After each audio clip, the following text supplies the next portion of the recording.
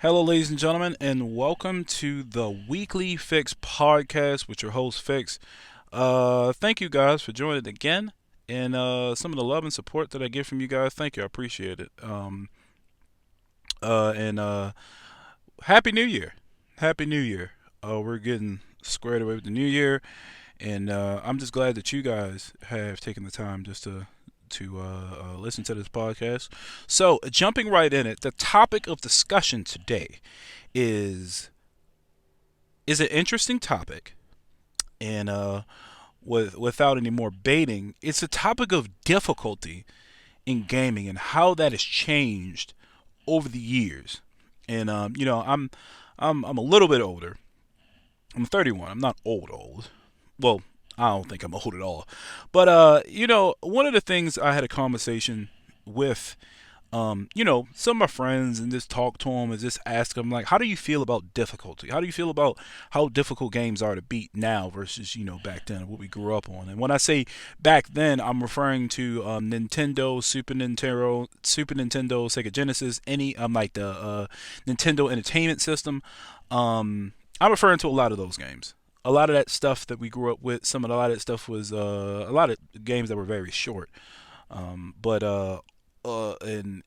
when I talk about difficulty, I'm talking about just when I say difficulty, I'm just saying the risk and reward in games. How difficult is it for you to be the boss? The skill and the strategy um, that you might need to use to beat a particular boss in a game, and that's something that I wanted to address. I think it goes without saying that games nowadays, there's a lot more easier games now than it was back then. I think back then, games were difficult. Games were harder. They didn't give you continues. You got lives. You did get codes. Like there was a punch out code that I think that would advance you to certain levels, but you also, if I remember correctly, you could advance levels, but it would advance you to the point where you're close to beating the game, but you still have to beat the last few fighters to beat the game. And into come up to speed into to talk about this. It made me, when I was coming up with this podcast idea and how to talk, I was thinking about some of the games that are out now.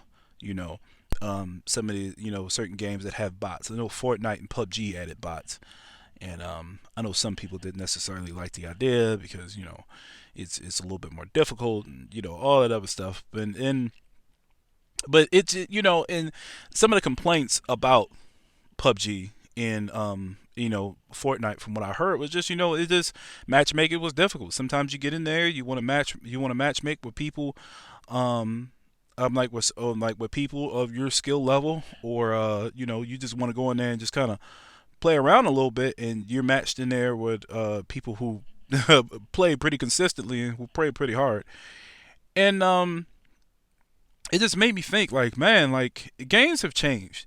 Like I remember recently I was playing, I want to say it's Final Fantasy 15. I finally beat that, and I think it's Final Fantasy 15.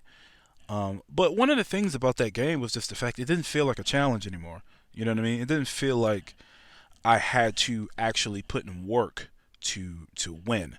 You know what I mean? Like when you play, and this is where the comparison comes in, because when I compare that to some of the games back in the day, when I compare that to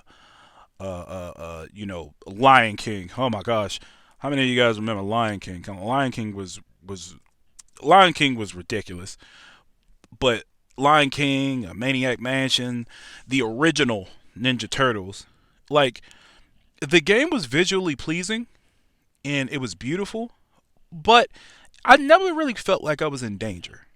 You know what I mean? When you played against, you know, when you hit the water level in Ninja Turtles, when you hit the like for me, oh my gosh, when I hit Punch Out and I would hit the green ring and I would go against Bald Bull, man, I had a tough time. I struggled. Gradius was great. I could get past a couple levels, but there were certain levels I just couldn't do, and I relied a lot on my powers. And anybody who doesn't know Gradius, you can go check it out. I'm like for yourself and see it. But Gradius was fun until you lost all your extra abilities, and then you gotta get them all back again. Marble Madness was one, and thinking about those games were difficult. Those games you had to use a level of strategy. It wasn't so much a tutorial, it wasn't continues. But nowadays, going back to Final Fantasy 15, I'm like, I don't really feel like I'm in danger of losing anything. But this conversation kind of started when I played From Software's Bloodborne. Bloodborne was the first game in a long time where I actually felt like it was a risk in reward for fighting bosses and just dying in general. Like regular enemies could kill you, and it just wowed me. Like what?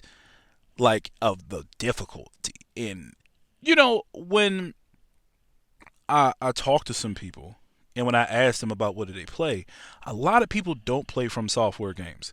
They don't play, they don't play Demon Souls, they don't play Dark Souls, they don't play Bloodborne, they don't play a lot of that stuff. However, a lot of those games in the way they make their games gives me the same feeling that Ninja Turtles did when I when I beat the water level that one time.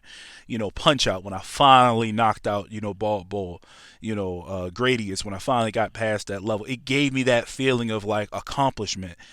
And it just gave me that feeling. And nowadays it seems like because video games has come more commercial, we don't necessarily get that anymore. We get a lot of microtransactions, and we get a lot of continues. There's no such thing as lives, but it's more like a walkthrough through a story. And matter of fact, you think of games like Onimusha, then I come thinking about it. That I don't know if you guys remember. I think it's Onimusha 1 or 2 that had the Rekaken. I believe it had the Rekaken. Onimusha 2, I think it was. I don't know.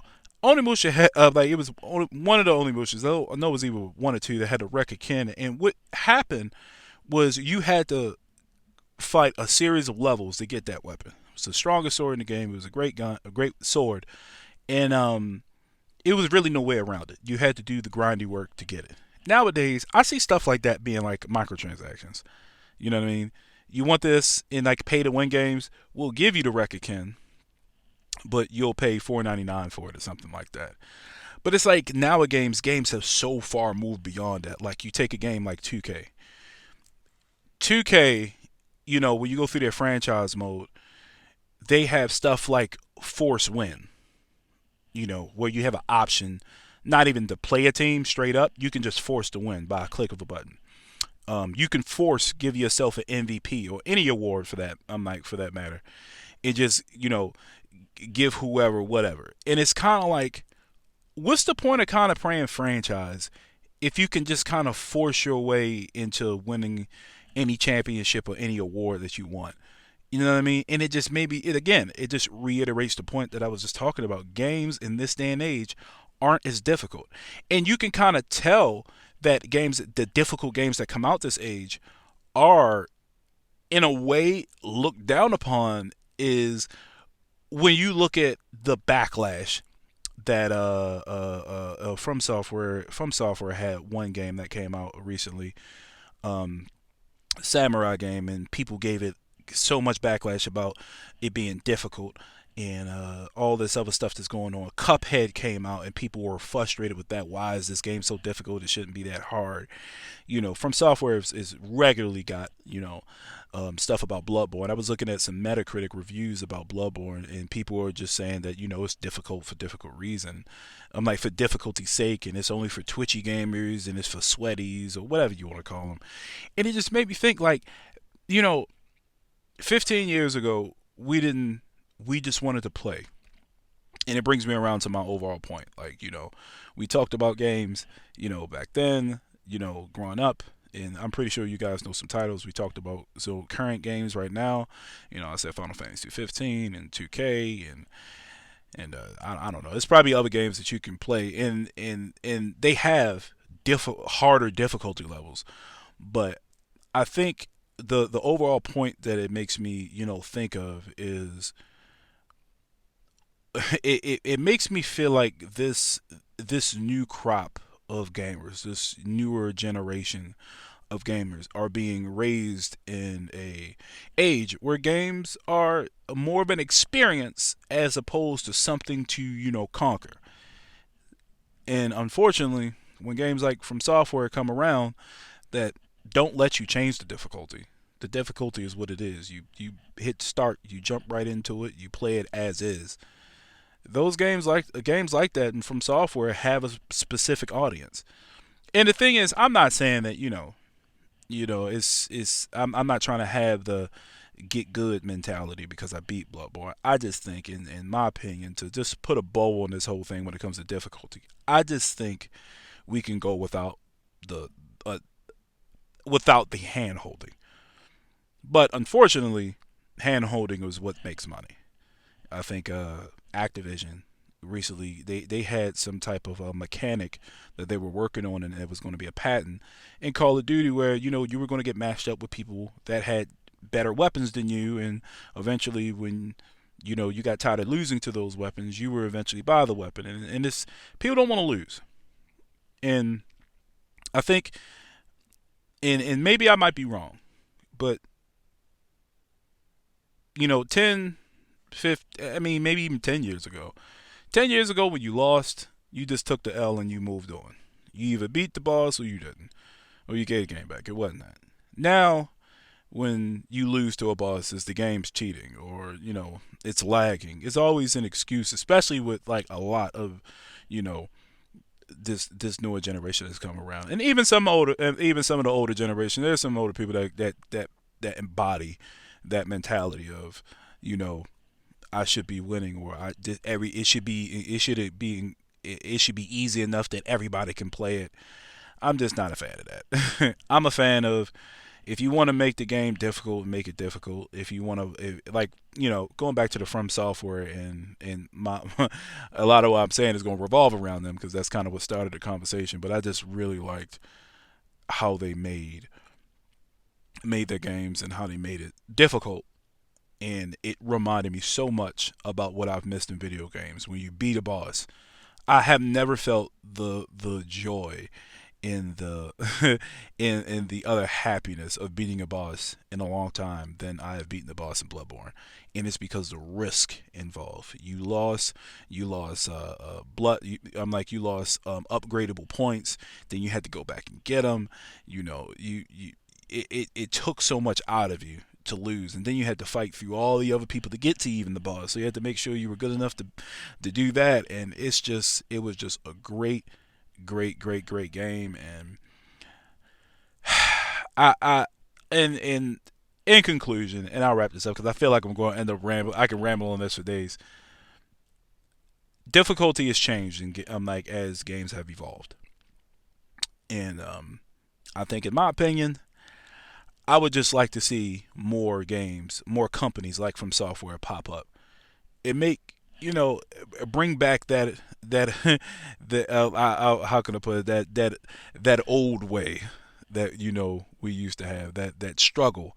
Bring back the struggle. That's what it's going to be. Bring back the struggle. I enjoy games now. I enjoy it. I would rather play games in this age than back then, especially because of the visuals and all the other stuff. But bring back the difficulty. Bring back the struggle. So I'm gonna end it there. So, well, I appreciate you guys listening.